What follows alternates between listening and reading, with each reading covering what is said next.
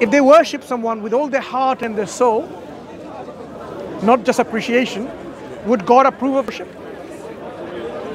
I don't know. God says no. Then he wouldn't. Then he wouldn't. If you believe in those words.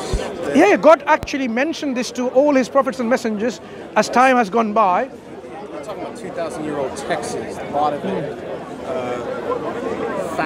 how factually true it actually is. You're saying God said that, but mostly you're having human beings who wrote that hundreds of years after that it actually took place. So you're worshiping the words, it sounds to me, which is just as bad in my opinion. But that's when you have not confidence in the preservation history of the text that was initially given from guidance from God.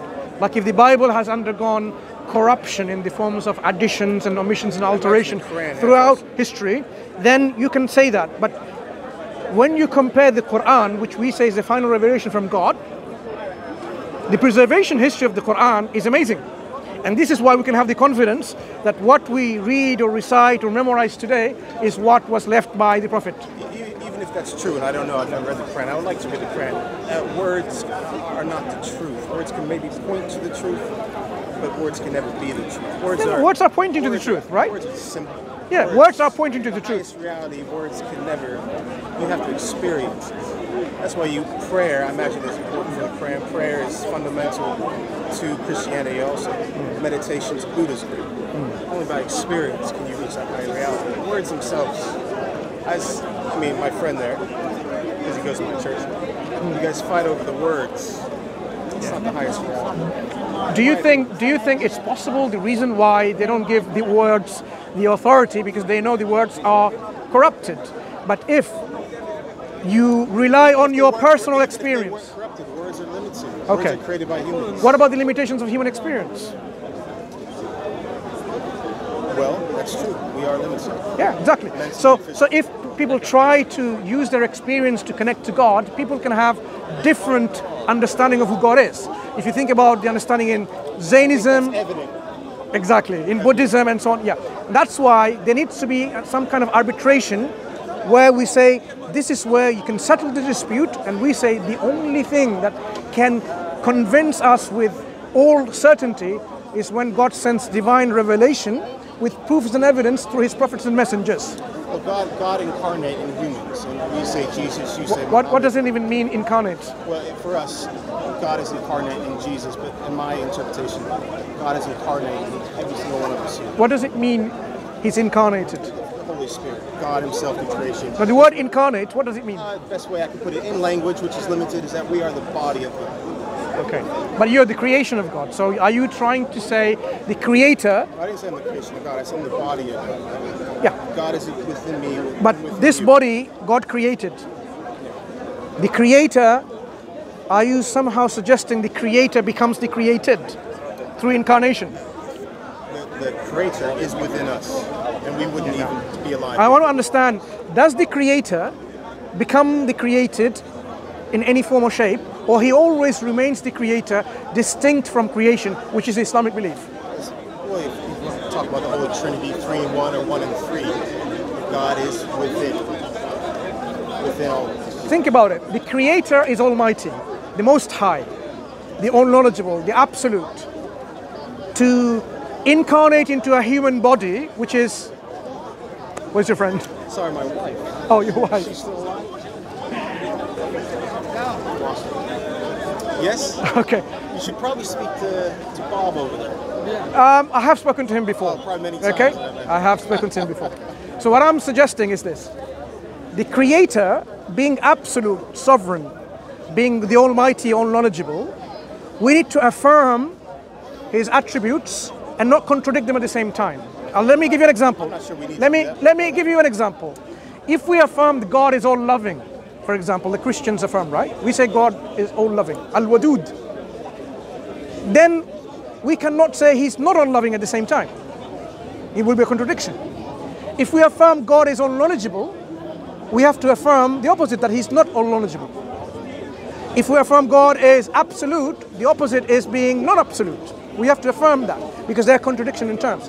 So when in a Christian belief system, God incarnates in a human body, one body or many bodies in your understanding, what is happening?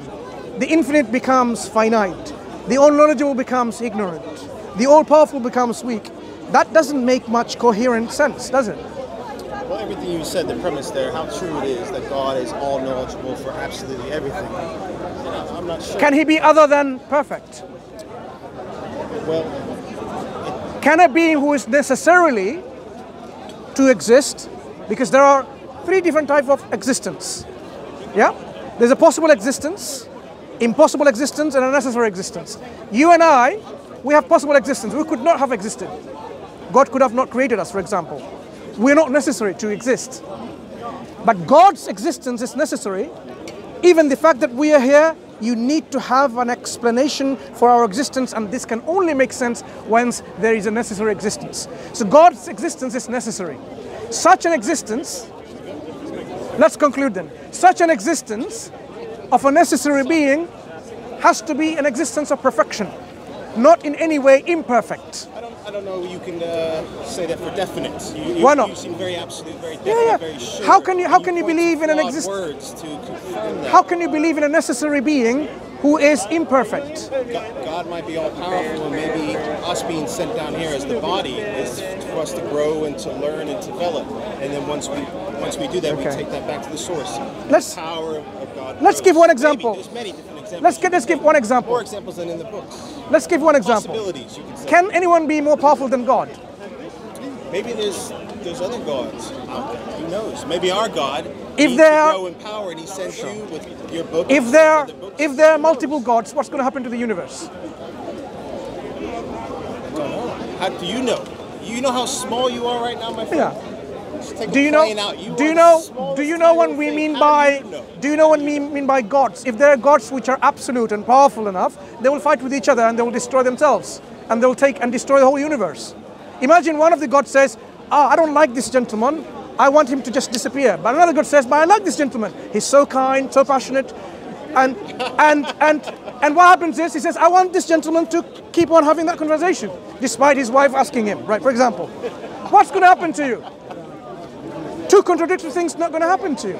So we know that polytheism, or the belief in multiple gods, doesn't make sense. It's irrational. The world will be in chaos and ruin if there were multiple gods. I would tend to agree with you, but I wouldn't be absolute and say that's definite. Think about it. Because I could be wrong and you could be No, but think about it. If there were multiple gods, there will always be a conflict of will.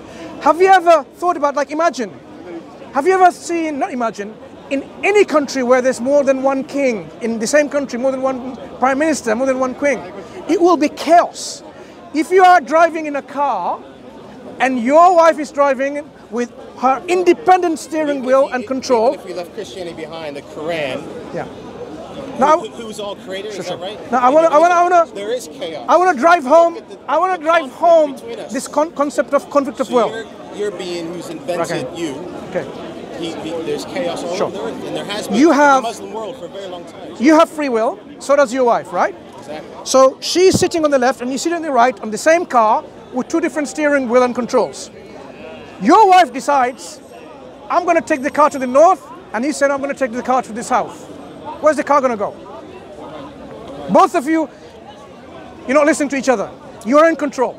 Both of you are in control. God did give you free will, and me also. Now, if both of you are in control in this car, which has two different set of controls to navigate, where's the car going to go when there's opposite intention of taking the car? You have to come to an agreement. Yeah? So that means none of them are absolute. An absolute being does not compromise. Nothing's absolute, my friend. No, that's what I'm saying. God will be sovereign. God bless. Sovereign. You take care. I know she's waiting. God bless. Right? Is she still here? I'll try the microphone. Where she go? Here we have. I would actually. Yeah. You should give him the call. There you go. It's here. Got it. Thank you. That's very kind. So as Muslims, Quran tells us how to really critically analyze all these different belief systems to arrive at the truth. Yeah? The truth is important. Yeah, absolutely. God bless. You take care. Okay. Islam. From Malaysia, I used to see your video all the time. Thank you. Like Just 1 second, brother. 1 second. 1 second.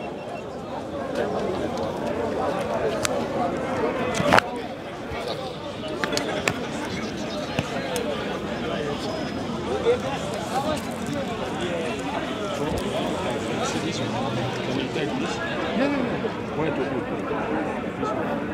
in here. Oh, here, yeah? Yeah, The voice is good. Oh, yeah. Yeah. I have the same one, but my battery are not. When you say this thing, now this one is good. Sometimes you can put on your clothes. what's your name? Where are you from? I used to, if I buy this, I would not regret. 100%. 100%.